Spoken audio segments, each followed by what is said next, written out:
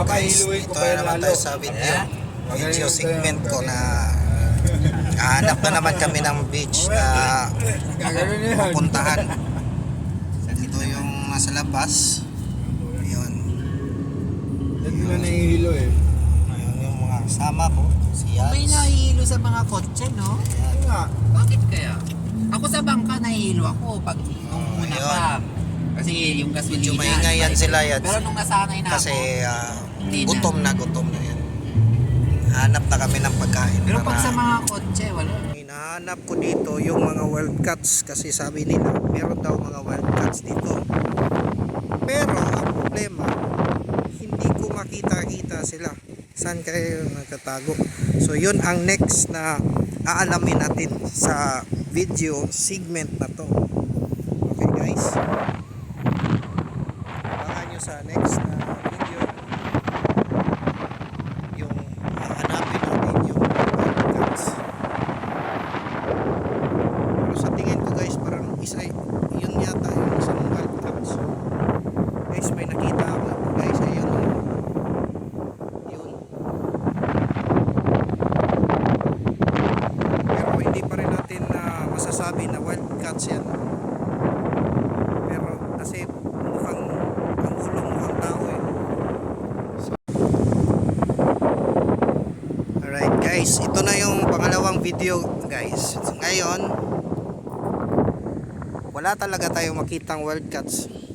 Pero kung nagbabalak kayong mag beach dito guys, dapat bumili muna kayo ng 4x4 na sasakyan or 4x2 at least malaking sasakyan kasi pag sedan kayo guys parang alanganin eh. Tingnan mo yung daanan no?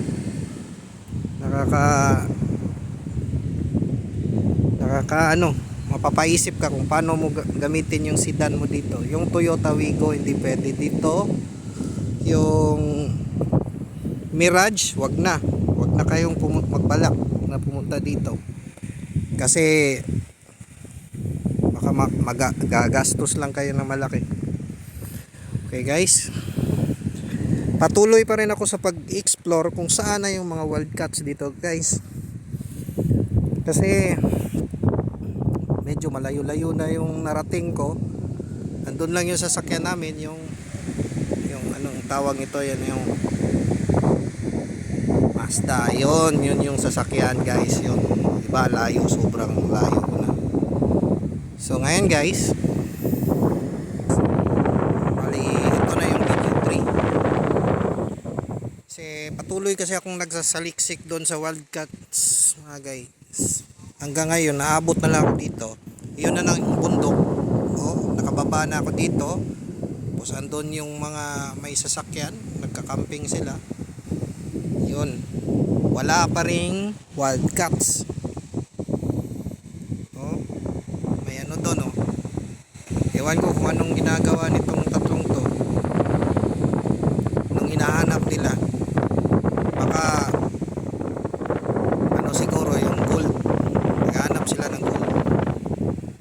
So ngayon guys, sa tingin ko sa biblika lang ba, parang nakikita ko kasi yung dati ba yung hinati yon ni ano ba yun, ni Moses, yung dagat hinati niya guys. Parang dito guys kasi makakuma dito niya hinati yung dagat. Tsaka yung mga kawal ng mga Egypt, hindi sila basta-basta makatawid dito guys. Tingnan mo, sa haba pa naman yung buwan na yun, diba? Nahirapan sila guys kasi yung gamit nila chariot lang, diba? Dapat naka 4x4 sila na sasakyan. Yun yung sinasabi ko sa video 2 ko. Kaya natagalan sila bago sila nakarating dito guys. Kaya yung si Moses nakapunta pa sila doon. So ngayon pagsunod nila wala, sinarado na ay binalik na niya yung dagat.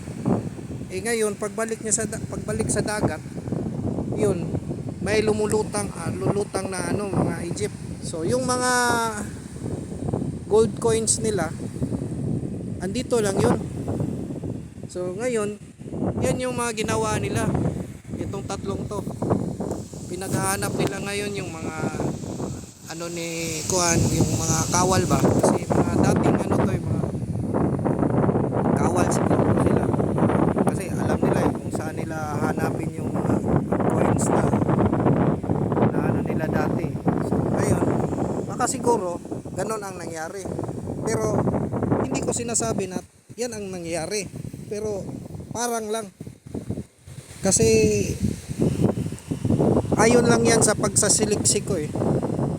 So ngayon, hanapin pa rin natin guys yung mga wildcats na yun. Okay? So abangan na lang natin sa susunod kong video ha, para mahanap talaga natin yung wildcats. Yung unang pinuntahan namin na beach, hindi ko kasi na-documentary. Sayang yun. Pero sunod, kung babalik pa tayo doon, magbibideo na ako para malaman nyo rin kung gaano kaganda yung mga beach dito sa Qatar. Okay? Sign out.